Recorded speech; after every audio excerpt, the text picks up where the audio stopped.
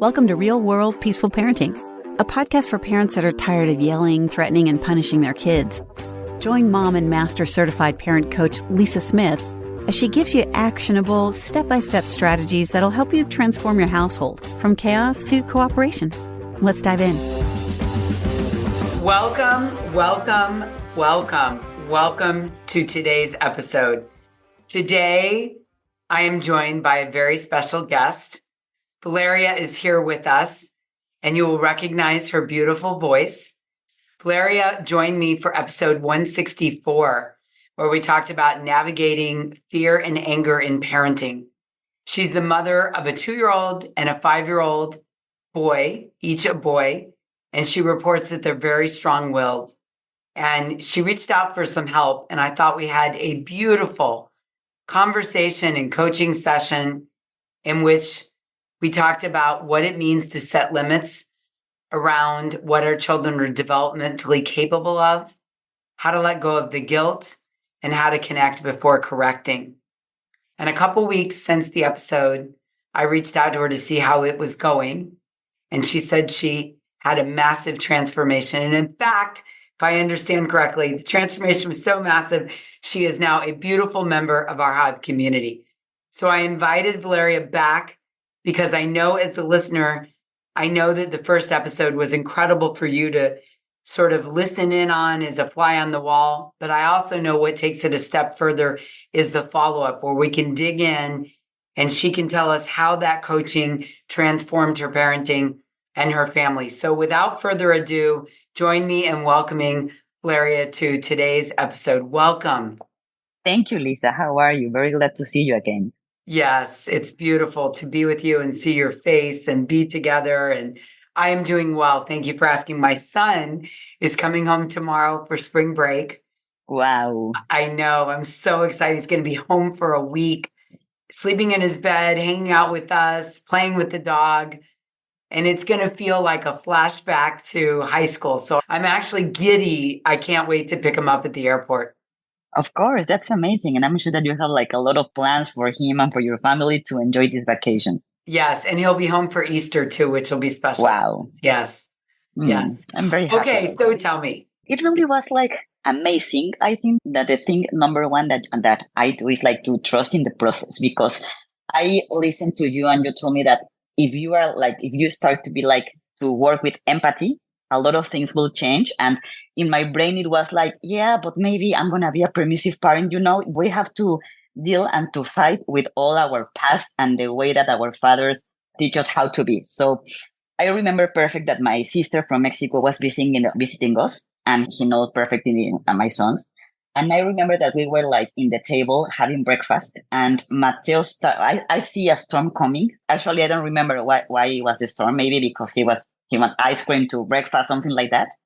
And my sister was like, okay, this is going to be bad. And I was like, I know, Mateo, I know that you love ice cream for breakfast. I love it too. But how about we have ice cream like in the afternoon? And it was like, okay, we can have in the afternoon. So I was like, oh, and my sister was like, what do you do? And I was like, I'm trying to be empathy with him and not to, because the first thing in my mouth is, no, you're not going to have ice cream. I used to be like that. So the first time that I start with this, it was like total, his face changed. He was like, my mommy understand me. My mommy knows that I love ice cream, but I cannot have it. She doesn't say no. She said, later we can have it. So it was amazing because thanks for that. I am not feeling guilty because in the other Valeria will be like, no, we're not going to have it. And then we will struggle with the power that who is going to win this argument. And for now, I have been like dealing with this a lot. Like I see a storm coming, and instead of saying no, I try to be empathy with him, to understand that it was like two super important things that you teach me. That one, it's not personal. That's like totally different because he's not doing that to me. And sometimes I compare when my 2-year-old is crying because he's hungry, that he's not crying because he wants to bother me. He really is hungry. So like the 5-year-old, it's like he's telling me that he needs something and it's his way to communicate. So beautiful. I so many things I want to dig into. So let's start at the beginning. I want to just acknowledge that, yes, many of us who grew up in homes where our parents love us, but there wasn't the empathy and understanding and connection. In the beginning, it feels very foreign, right? Especially in a culture where maybe empathy implies permissivity, right? And empathy wasn't modeled for you as a child. It wasn't offered. So now in the parent-child role, it feels awkward and it feels wrong. And maybe the worry is that it's going to lead to being a permissive parent, which then the fear of that is an entitled child. And empathy does not lead to permissivity. You've had a chance to witness it. What it leads to is the child feeling seen, heard, and valued, right? The child is happy to be told or will live with being told no ice cream if the empathy is offered on the front end. Oh, sweetheart, we love ice cream so much, don't we? And we can have it later. We're just not going to have it for breakfast. And he got it. And you got it. Yeah.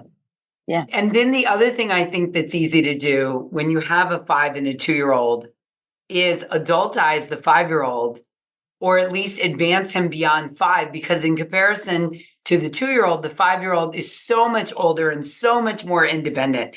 And right, they have words and language. And so the brain goes, oh, well, of course the 2-year-old isn't giving me a hard time, but the 5-year-old probably is because he's so much more advanced.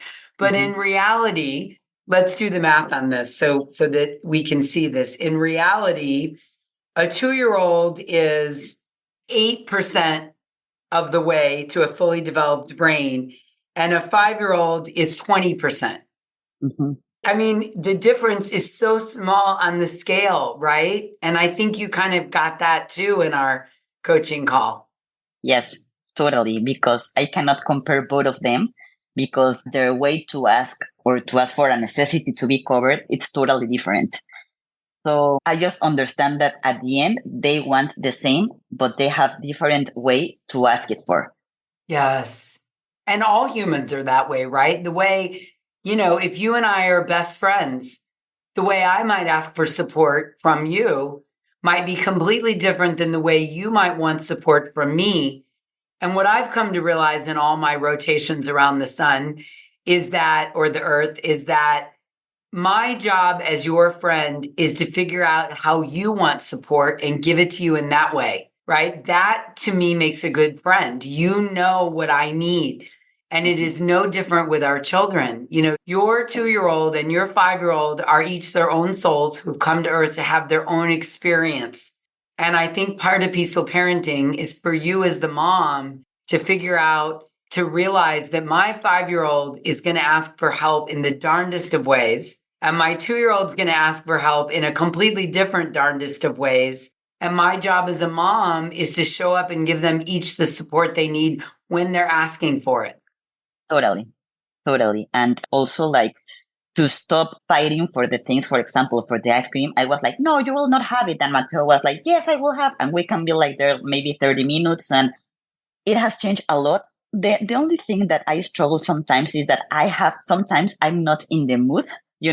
I need a lot of patience to stop like fighting. I have to breathe. I have to go to my corner and say like, Mateo, need a minute. And that's the way that we have been working that. But I think that our last storm was maybe, I don't know, maybe 1 month ago. We have like working super good with this new tool. Yeah, I think having patience and empathy and investing in the front end, it can feel exhausting in the beginning because it's new. Like you said, it's a new tool. But, as a financial advisor yourself, I see it as a 401k. Totally. I see it as, because here's the thing, and you'll relate to this. It's not only an investment in today, but it's also an investment in the long-term relationship of you and your boys. And I mean, this makes me want to weep saying this to you, but what you model for them is what they're going to learn. I was just telling a couple this morning that when we learn to stay regulated, not only do we show up in a better way to help our children, but our children are looking at us, Valeria, and they are saying, how does my mom solve problems when she's angry? How does my mom deal with frustration? How does my mom deal with telling people no ice cream for breakfast? and they're watching us. And what we model is how their brain says, oh, that's how we solve that problem.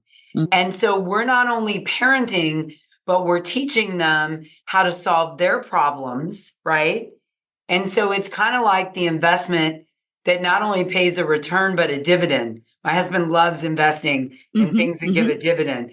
So it's really like a solid investment that not only pays a return down the road, but a yearly dividend, because what you model for your kids is how they're going to show up in the world. Yeah, totally. And one super important thing is that our bond is like it has a lot of strength because of this, because we are not like fighting anymore. We are not like with the power struggle, and like it's helping a lot with this. Yeah. And I bet you're seeing even a change in the interaction between the two boys. Maybe a little more patience, the 5-year-old with the 2-year-old, right? Because we also talked on our call, I remember, that sometimes the 5-year-old wants to be the 2-year-old, and you were frustrated before we talked with that too, right? We had talked about the birthday cake and and we're also teaching our children how to treat other people in how we show up in our interaction with them. Mm-hmm. Tell me your thoughts on that. Yes, totally. Because now, as you say, I have to play with Mateo, that he's like the older one, and I have to give him like his space. And like, for example, I give him like tasks a little bit more of important than the 2-year-old. And that's it, because Mateo is always watching and looking how I am treating his brother.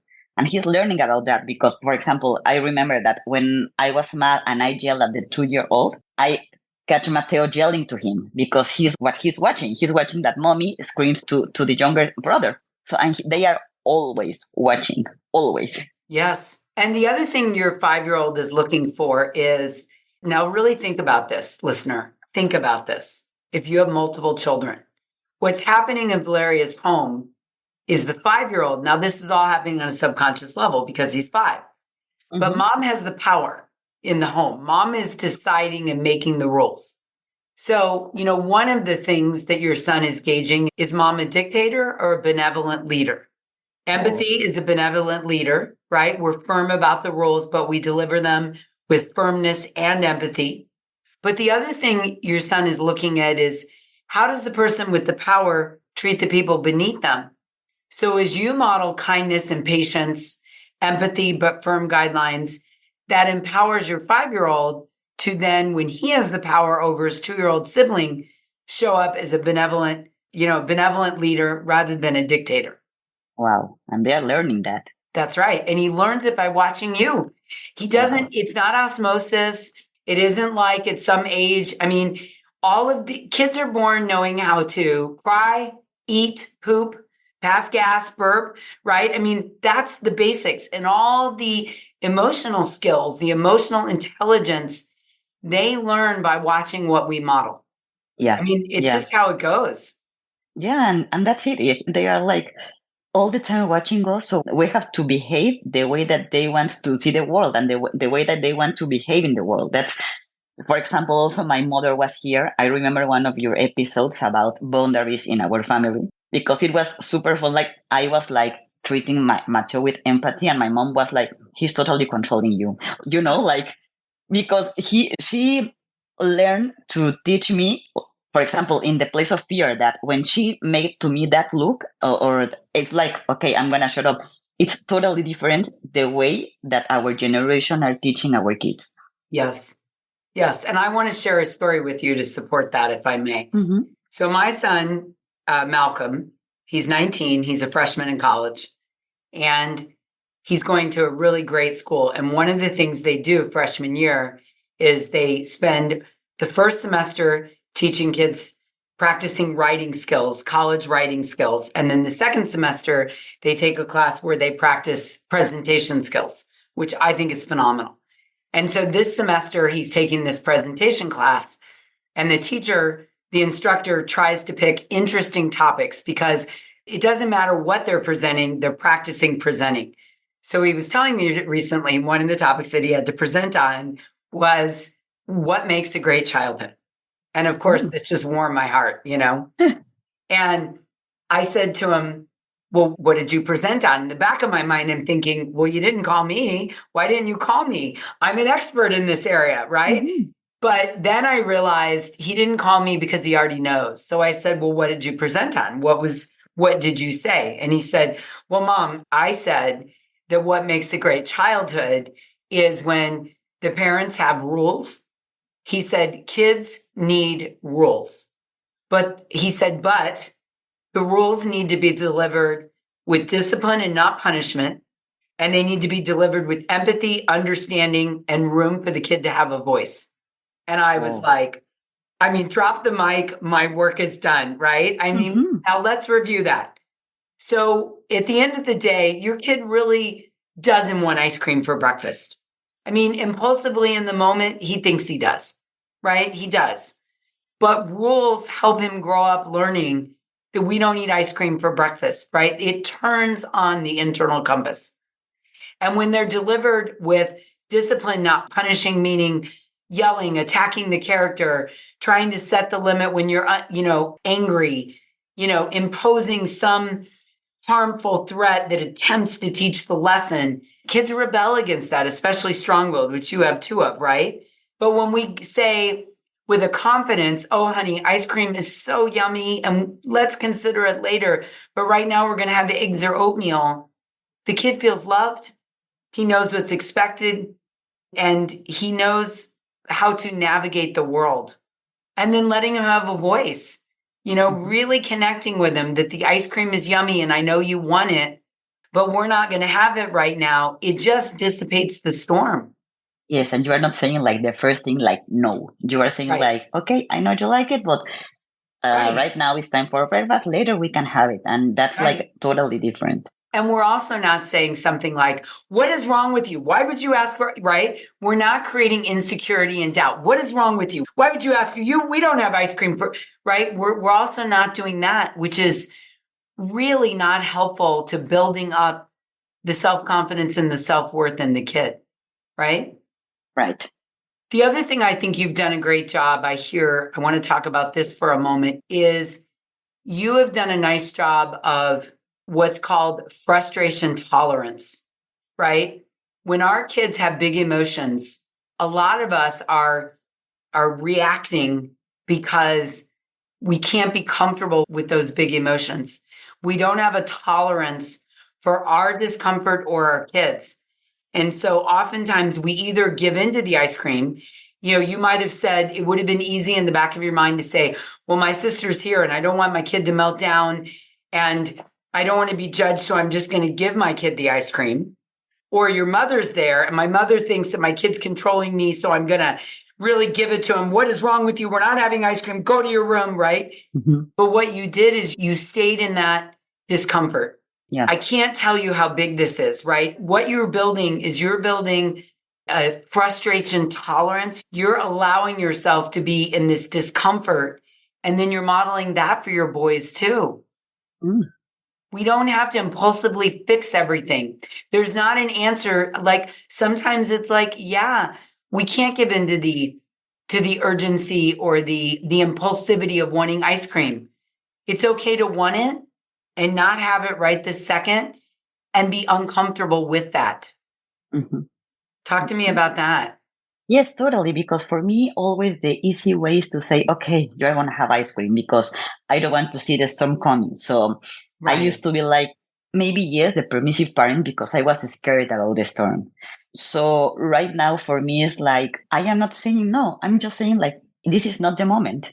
So it was amazing. And also like to see the face of my sister, she was like, maybe I can use this technique also with my coworkers. And I was like, yes, because it's like, it's not only for child, it's like a tool to make strong relationships with all other human beings.